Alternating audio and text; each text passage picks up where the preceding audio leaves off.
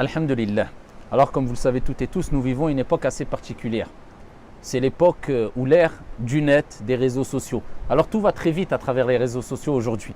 Alors à travers le net, à travers les réseaux sociaux, on le sait toutes et tous, il y a un grand bien et il y a un grand mal aussi. Alors le grand bien, parmi les choses bonnes qu'il y a dans ces réseaux sociaux, dans cette ère du net si on veut entre guillemets, eh bien c'est le fait d'avoir beaucoup d'informations assez facilement, c'est le fait d'échanger assez facilement avec nos proches ou avec des personnes un peu partout dans le monde, c'est la facilité dans le commerce, etc.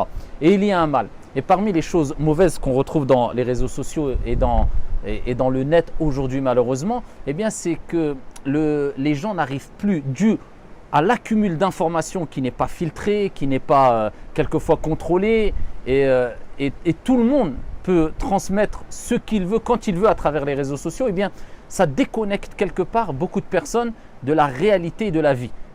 Quelque part, ils ne gardent plus les pieds sur terre et ils n'ont plus le temps aussi de faire une coupure afin de prendre un bon bol d'air frais, de faire une coupure avec toutes ces informations, l'accumul d'informations, et ils rentrent dans ce qu'on appelle, nous on appelle cela en tant que croyants, al-wasawis. C'est des insufflations qui peuvent venir aussi de shayatin, du diable. Ici, c'est des chuchotements qui perturbent la personne à tel point que la personne est toujours sur la défensive, pense toujours du mal des gens et pense toujours qu'on est en train de vouloir son mal. Et il ne garde plus les pieds sur terre et certaines personnes rentrent même dans la dépression. Donc il n'arrive plus à garder les pieds sur terre. Et des personnes à travers les réseaux sociaux, à cause de ces instigations sataniques, si on peut appeler ça comme ça, ou à cause de cet accumul d'informations, eh bien ils tombent dans toujours le fait que penser que les gens leur veulent du mal à travers des différents complots qui s'inventent. Et voilà, il y a des gens qui rentrent dans ce qu'on appelle le monde du complotisme. Ils voient des complots partout. Dès qu'il arrive quelque chose à lui, à ses proches, à sa famille, à sa communauté, à sa religion, quelque chose se dit, eh bien il y a un complot derrière. Et moi je conseille, alors c'est sûr qu'il peut y avoir quelquefois des complots, il peut y avoir des choses qui poussent la personne à se poser des questions, des choses un peu ambiguës, bizarres, mais vivre avec toujours cette pensée de complot, qu'il y a un monde complotiste autour de nous et que tout le monde veut notre mal. Alors je m'adresse de façon générale, qu'on soit musulman, chrétien ou athée ou agnostique, etc. Eh bien, beaucoup de personnes sont touchées par ça. Et moi, je m'adresse particulièrement à la communauté musulmane, du moins à celles et ceux qui m'écoutent. Il faut faire très attention à ça. Il y a des choses bizarres qui poussent la personne, comme j'ai dit précédemment, à se poser des questions. Mais attention, de voir du complot partout. Et dès qu'il y a quelque chose qui est dit à l'encontre de ta personne ou bien de ta religion, eh bien c'est un complot. Si vous restez focalisé sur cela, vous allez rentrer dans le wasawis et vous allez vous renfermer sur vous-même.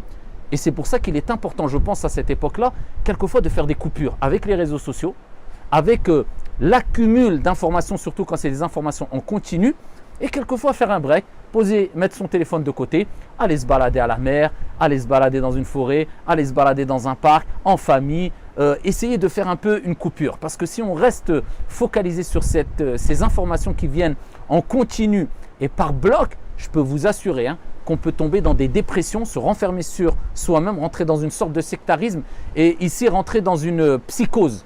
Et beaucoup rentrent dans ça. Des gens qui nous parlent de la fin du monde de jour comme de nuit et des gens qui nous parlent, je parle particulièrement dans la communauté musulmane, du complotisme de jour comme de nuit. Il faut arrêter. Maintenant, dès qu'il y a des choses qui sont claires, il y a des arguments qui prouvent qu'une personne a fait une erreur, parce que c'est un musulman, on va dire que c'est un complot. Alors ici, il y a des choses qui poussent à se poser des questions, je le répète une fois de plus. C'est vrai. Mais là, de faire toute accusation vis-à-vis d'une personne parce qu'elle est musulmane, un complot, il faut arrêter. Il y a des choses qui sont claires, il y a des erreurs qui peuvent être commises, eh bien la personne doit en rendre des comptes. Et ce n'est pas parce qu'une personne a fait une erreur qu'automatiquement celui qui l'a condamné, c'est quelqu'un qui l'a condamné dû à un complot et une association de personnes qui veut du mal à une communauté, etc. Gardez un peu les pieds sur terre, barakallahu fina wa fikum. Concentrez-vous dans votre vie et dans la préparation de l'au-delà, en essayant de voir loin dans vos projets pour la vie d'ici-bas, etc. Et en adorant votre Seigneur tabaraka wa ta'ala de manière sereine et sage, perspicace, avec intelligence et clairvoyance, loin de tous ces excès. Wallahu a'lam, walhamdulillah.